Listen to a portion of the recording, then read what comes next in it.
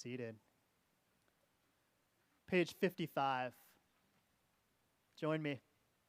May these hours of rest and renewal open our hearts to joy and our minds to truth. May all who struggle find rest on this day. May all who suffer find solace. May all who hurt find healing on this day. May all who despair find purpose. May all who hunger find fulfillment on this day. And may this day fulfill its promise. Baruch atah Adonai. Kadesh Shabbat. In just a moment, we'll begin our prayer, our Modim prayer, a prayer of gratitude and thanksgiving. I'm going to tell you a story first. But first, a question. What mechanisms do you have in place? Or what reminders, whether they're planned and intentional or sometimes coincidences, do you have in your life to remind you to harvest gratitude and to bring yourself into awareness around the blessings in your life?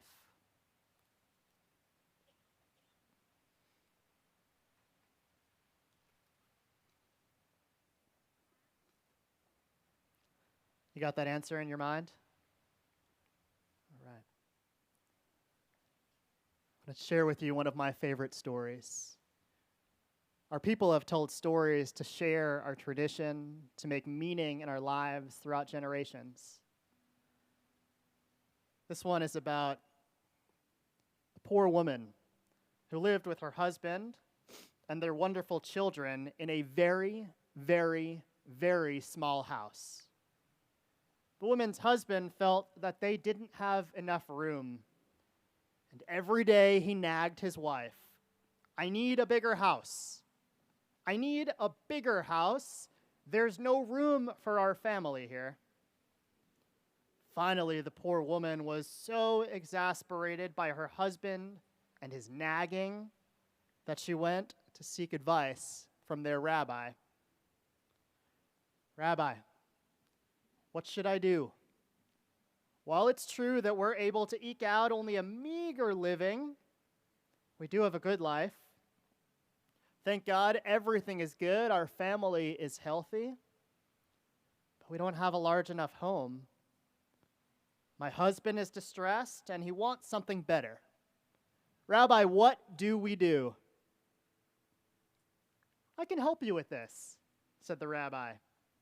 "Tell me, what is it that you do for your family, to support your family, to make money?" "Well, my husband and I are farmers," said the woman. "We have a few chickens, a couple of sheep, goats, and a milk cow. Thank God with all of that, we're able to feed our family." "Okay, good," said the rabbi. "When you go home this evening, bring your chickens into the house." Exactly. The woman looked at the rabbi and said, "What? You want me to bring my chickens into the house?" "Yes," said the rabbi. "Bring your chickens inside. Feed them there. Let them live in the house with you, and you'll see things will be better." So the woman went home and did as the rabbi directed. She brought the chickens into the house. Of course, as crowded as the house already was, the addition of the chickens with their clucking and their mess, walking all over the tables, being underfoot at all times, it only seemed to make matters worse. After a couple of days of living with the chickens, the woman went back to the rabbi. "Rabbi," she said, "I did what you told, and I have to tell you, nothing has changed. In fact, it seems much, much, much worse now. What do I do?" The rabbi thought for a moment, and he said, "Go home. When you get there, bring the sheep into the house."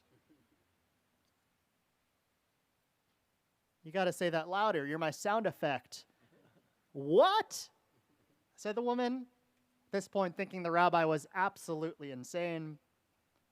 "I should bring the sheep in the house?" "Yes," said the rabbi. Bring your sheep into the house, bring in their feed, and let them live with you. Let them sleep on the floor in the corner of the house, and make sure they live with you inside." The woman, a bit bewildered by the rabbi's instructions, went home and did what the rabbi said. She brought the sheep inside. And again, matters got worse. The smell and the noise and the clutter of having to clean up after sheep too, yuck.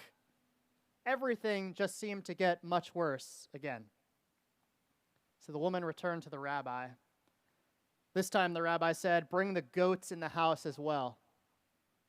By now the woman was exasperated, but the rabbi was a smart man, and he usually knew what he was talking about. So she went home and did what he said. She brought the goats in the house.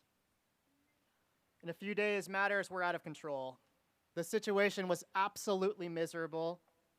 The woman, her husband, their children, they couldn't even turn around. They had no room to move inside, and so the woman went back to the rabbi. "Okay," the rabbi said. "Now bring the milk cow inside the house." Although the woman thought now the rabbi was totally out of his mind, she did what the rabbi advised her to do, and she went home and she brought her cow inside. So a few days later, the woman returned. Rabbi, my husband is ready to kill me. My children are climbing the walls. I don't know what to do. Your advice has caused terrible dissension and strife in our home. That can't be what you had in mind." The rabbi looked at her and smiled.